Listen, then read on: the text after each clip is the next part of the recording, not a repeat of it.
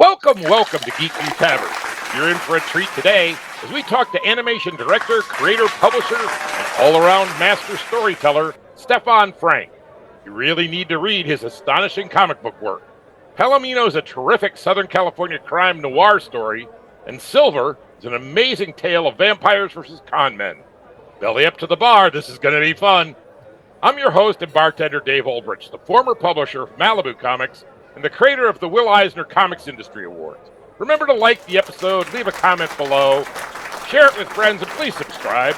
Okay, Skeeter, hit the intro.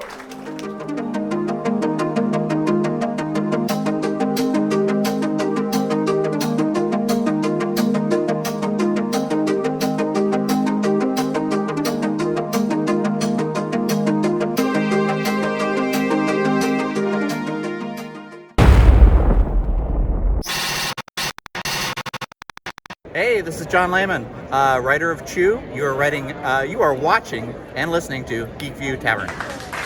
Welcome to Geekview Tavern. I'm Dave Olbrich. I was the publisher of the Ultraverse and Bravura Comics. I was also the creator of the Will Eisner Comics Industry Awards. And this is Geekview Tavern. We like to sit around and talk about the stuff we love, and just like you were sitting around at a tavern talking about it with your friends. And we're joined today by Stephan Franck. Hi, Stephan, how you doing? Hey, guys, I'm great. For you? Thanks doing great. So at the bottom of the screen is Tom Mason, my permanent co-host. He was instrumental in the Ultraverse and Bravura. And then Stephan Franck, who I've met a couple of times at conventions, thank goodness. But his work just blows me away. So I've been... Yeah, Palomino especially. Well, that's how I discovered him. So I discovered Palomino, and I backed it on Kickstarter, and I fell in love with it, and I started telling everybody out that would listen about it. And now I'm delighted to have you on the show. Tell the people that are watching what they should know about you before they buy your book. Well, my whole life is this kind of journey of storytelling in a way. It's always been that, I grew up literally in a comic book store. My parents had a store back in France. It was like this little neighborhood store in this very kind of blue collar kind of area, and it was, it was books, comic books, magazines. My dad had a photo studio in the basement. He would take portraits of people. So the whole thing was like this cave of wonders of storytelling. And so I fell in love with all of it, comics, animation, film, all that stuff, writing, drawing, all of it. It didn't quite occur to me until I did it professionally that it's rare that you get to do all of it at the same time. It's usually more segmented, But but that's been my journey ever since, So I was extremely lucky that. So I went to school for animation, and in France or here? In France, yes. Okay. Gobelin, right. Which is it was. Dave, the French have everything. Their bread is awesome. I don't want to interrupt, but I'm going to anyway. I love the idea that you grew up in where your parents owned this store, and that your dad was a painter in the basement. It's like in America, that doesn't happen. But it's funny, Dave. You mentioned that we met at conventions. And what I love about conventions is that it's like it puts me back in my parents' store. It's just like the way, you've been to the booth, the way we run it, it's like a pop-up store. It's like when people come here, it's just like, it's an environment that I love. The community aspect of it, because like I said, it was not like a fancy area of town by any stretch of imagination. And everybody kind of came for the essentials of life, including cigarettes and bus fare and stuff like that, So I was super lucky that by the time I entered the professional world, I started school actually, is when the movie Who Framed Roger Rabbit came out. Oh my goodness. How old were you when that came out? I was just about to get into college. Oh, wow. All right. The beauty of it is that it transformed the industry, like animation, from like a dying art form into like the stuff of blockbusters. Sure. A lot of opportunities came from there, and like literally the next day after school I was hired in London because Roger Rabbit had been done in London, and Spielberg wanted to keep going with animation, and so I got hired there. And then I never kind of looked back. To this day I still do a lot of it. I just finished What If, for Marvel Studios. Yep. I just directed a bunch of the new episodes that are going to be coming out. Oh, that's great. That's awesome. So So I'm what very- was the so- what was the comic book that you read as what in your parents' store that like really turned you into a fan? You remember Well, what was the linchpin there? Yeah, I mean, weirdly enough, it didn't happen at my parents' store first. Like one day, my mom was picking me up from like elementary school, like maybe second grade or something like that, and we stopped by like a grocery store, and there was this rack and of comics, and I just and I was just like, I told her, go get the thing. I'll be here. And the thing you have to keep in mind is that France was very protective with their publishing industry in the sense that we didn't get any of the American comics until later. Right. Right. Okay. So none of the Marvel stuff that arrived in France until like I want to say early to mid 70s. Right. Okay. And so when I was a young kid, like late 70s, early 80s, everything was coming out at the same time. So you were completely immersed into the history of comics, just like on one given day on the rack, you have everything. So the thing that was there in that store was like the Atom, like a Gil Kane, Right. Gil Kane cover, and I was like, this, and then my mom comes back and she's like, oh, you like those? We have all of them at the store. I was like, what? Hey, Gil Kane's covers hooked a lot of people, boy. Oh, I know they were certainly one of my favorites in terms of, you see it on the rack and then you really want to buy it. Gil had a real talent for that for sure. Amazing. As I said, because of the way they were being released in France, everything was there. So you could read Ray Moore, the Phantom, like that kind of stuff on the same day that you would read like a Ditko Spider-Man at the same time as you would read the current like Romita Senior Spider-Man. It was just all wow. That must have been kind of overwhelming.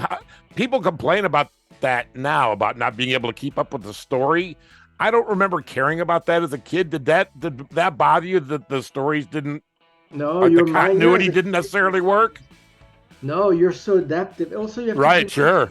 Again, it was a different time in the sense that how today movies get released on the same day everywhere in the world and stuff like. It was not like that back then. It was a long delay, so you would get stuff out of order, and especially in France, you would get the stuff that would be licensed from the American market. You would get the stuff that was the American stuff, but licensed through the French Canadian market. They would bring it to France. So it was sometimes the characters didn't even have the same name and stuff like that in the translations. Right. Like for instance, Sue Richards, right? The French license, they would call her Jane. That's funny. That's weird. Okay, that's cool. Was Mr. Fantastic called Tarzan? Yeah, that's right. That's right. So go ahead. So that was my first love, was all that stuff, Kirby, of course. Yeah, of course. When I became a teenager, I got more into like heavy metal, Metal Hurlant, or like the original Mobius, Corbin. Sure. And I forgot about the capes, a little bit, right. Until like just when I was starting college, that's when The Watchmen had just come out, Dark Knight Returns had just come out, all that stuff, Yeah, 86, 87 was a big time period for sure. It was just post Turtles. Yeah, it was an amazing time. I was reading that stuff and I was like, look, they're doing the Great American Novel with the stuff I loved when I was a kid. So animation took over, and for a bunch of years I did just animation. And this little voice was like, yeah, but remember, you have your comics you need to do also. And that's how I get back into comics. And since then, it's kind of swallowed me, my whole life, and then I'm just doing both, like full time, Your first one was, I'm fuzzy on the timeline, but your first one was the Silver Book. Yeah, the Silver Books. So when I started to do comics, no one knew me in comics, and I didn't want to go on this hunt of looking for a publisher, and then how long is it going to be until my book comes out, and then will it be supported, and so on and so forth. So I started Dark. Those are actually the least of the hassles when you work with a publisher, by the way. Just saying. Right. Let me start Dark Planet Comics, which is my imprint, and we'll release the books ourselves. And we started to distribute through Diamond, but also do the conventions really heavily. And turns out that the conventions turned out to be a huge thing, and we sold like a lot of, trades and stuff. At that point, Silver, which for people who don't know, is a vampire heist story. It's like Ocean's 11 in Dracula's castle, if you will. Oh, And I'm that's awesome. pitching which is the glib sort of high concept thing, but it's a very heartfelt story with a lot of very heartfelt characters. But it's in the world of Bram Stoker's Dracula, and then you have these con men who team up with this woman who's a vampire hunter. She's the last of the Van Helsings. And so Silver was set up also as a movie at Netflix, and then that ended up kind of not happening at the conventions. I mean, we had sold, it would be like one of the big indie sellers books all on our own. It was quite crazy, and so it was time to bring in some partners, and that's when we started working with the Abrams Comics Arts. Right. And because we had released already the trades, they went straight to those beautiful hardcovers, which here they are. But you've got a new edition coming out, right? Yeah, exactly. So there were 4 trades, right? So the first hardcover has trade 1 and 2 in it, and this one, which is coming out October 24th, has trade 3 and 4, and it's pretty hefty. It's pretty cool. Go get the books. Go buy them. They're terrific. That's right. So Silver is quite different in tone and in subject matter from Palomino. Yes. So far, I'm not seeing any vampires in Palomino. No vampires in Palomino. For Silver, which is like this big pulp adventure, right? In a look that is inspired by the old adventure strips, but done in a way that feels kind of modern and radical, But that somehow just the look of it just brings you immediately to that time period and that form of storytelling and so on and so forth. It's very high contrast, and I find the aesthetic very attractive. So thank you, and I'm glad you mentioned the high contrast, because high contrast and black and white, as you know, is hard to print, because it can either look stunning or it can look like a coloring book that's missing their colors, and you kind of need to crack the code. What's the way to print this so that it really leaps off the page? Yeah. I think after over 10 years of publishing Silver, and like with Abrams, we really cracked the code, and the edition is just absolutely just incredible. Terrific. Are you happy with your work, Stephan? Are you happy with the way it comes out? Yeah, yes. Because guys have different relationships with their work, and I'm just curious because I love it so much, but maybe you don't like it as much as I do. I don't know. You have to sort of let go of your work when it's done, because that's the only way you progress. That's the cycle, right? It's just like when you're a kid, right? It's the only way you get paid too, by the way. Just saying. The way you get paid too.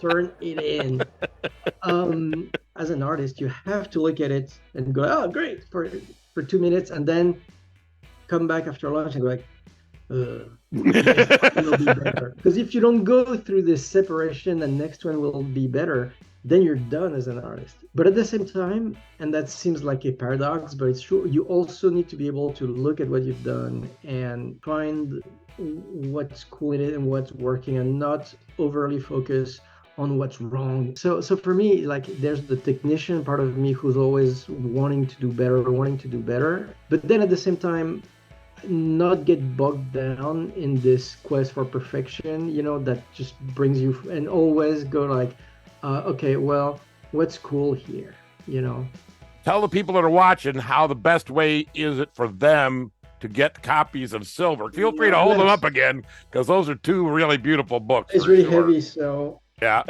How many pages are those things? Those are big, and that's from Abrams Comics Art, is that right? And conveniently, they put numbers in those, which I did.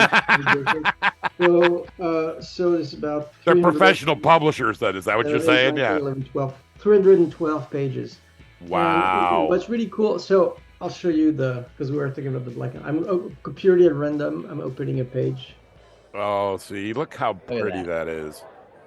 Yeah, Tommy and I published black and white comics for about 5 years before we ever dabbled in color. And the key it's though, a challenge. You've got to get the right paper, though. That's right. You get the right to have the right paper. You get to have the right whiteness of the paper, so Yeah. so it doesn't jump in front and deconstruct the blacks and stuff like Yeah. that. They nailed it.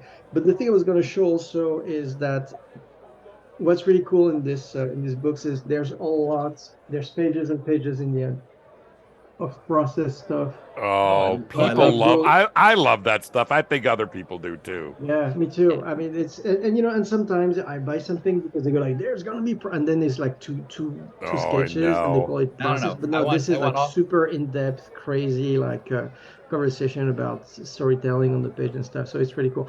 So to answer your question, this is coming out everywhere books are sold, Okay. but you can always get it. All our books, like even this one and or Palomino and whatever, you can get all our stuff from darkplanetcomics.com, and you can Okay, also go. I'll put that on the screen so that Oh, people great, can great. grab that. And Yep. you can also go to Abrams. They have a site also. You can go and order if you want to order directly from them. I mean, like all the retailers have it. Like Barnes and Nobles, comic You shops, do better everything. if we buy it directly from you, though, right? It's all good because each way, like I love it when you buy it from me because we also have a store that we're running. Right. But I'm happy for like I want to support everybody who's supporting us and Okay. anywhere you want to get it from, and I'm happy I with don't it. know, Tom. He might be too mature to be on this show. Yeah, we're gonna Yeah, probably cut that I mean out. that's a really mature attitude. My goodness Yeah. gracious, You Mhm. sound you we're sound too not much used like to that at all around here. you sound too much like an adult. We're gonna have to make some changes. The way I like to talk about Silver is like the most epic black box theater that you've ever seen. You know what I mean? Sure. It's like Kurosawa meets like off-Broadway, you know. Right.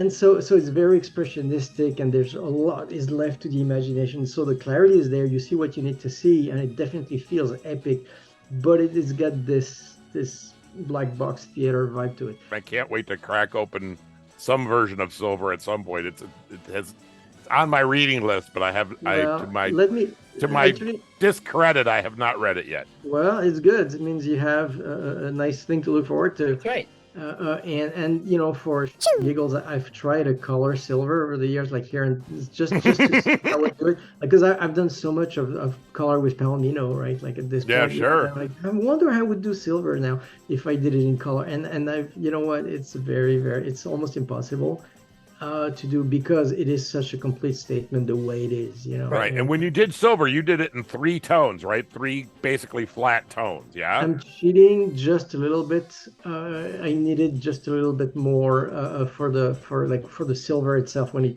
there's silver on the frame in the frame, Right. and then it needs to kind of shine. So I've just a little bit of airbrush gradient for that. Okay. Oh, But I think that's fair. So, what do you want people that haven't decided yet to go out and buy Silver? What can you tell them that's going to convince them to go out and get themselves a copy of Silver? I think that's a good way to end this thing. So they say something they say about the movie is that it's the cross of two great traditions of storytelling, the theater and the circus. Right.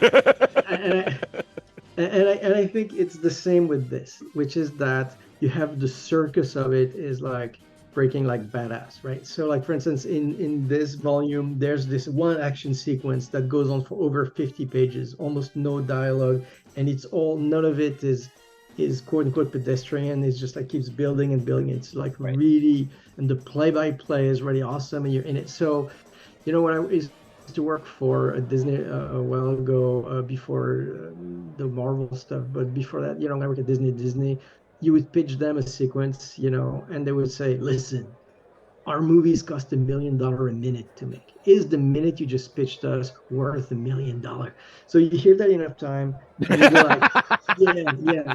And so you try to Sure. always produce something that is past anybody's first take on it. That you need to always bring it like, this is worth your money. So that's the circus of it. The theater.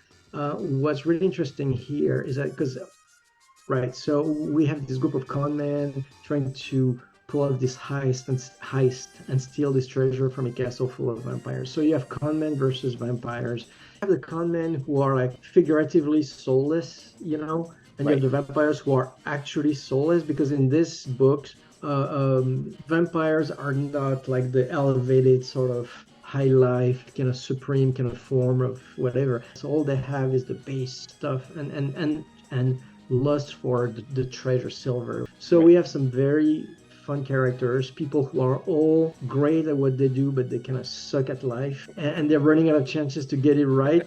and we'll see, you know, I think everybody can relate to that, you know, and we'll see who manages to get redeemed and who doesn't, and who makes the right choice, the wrong choice. So it's humanly very captivating book. It keeps you guessing until the end. That sounds like cool. $1 million a minute. Yep. Good job. Goodbye, everybody. Thanks for coming to Geekview Tavern. Thanks for coming, Stephan. That was so much fun. That was terrific. That was great. So we will see everybody next time.